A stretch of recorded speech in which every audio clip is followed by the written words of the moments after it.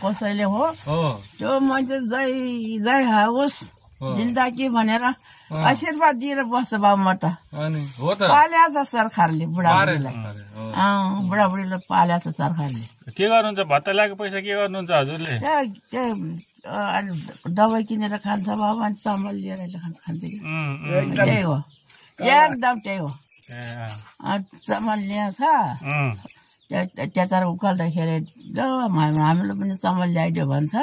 पैसा पठाइदिन्छ अनि चामल ल्याउँछ खान्छ त्यो फेरि बिमार हुँदाखेरि फेरि दबाई चाहियो फेरि जाँदाखेरि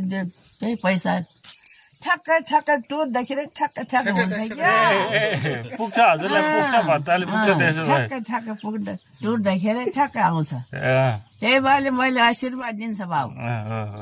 साह्रै न सरकारले पाल्या छ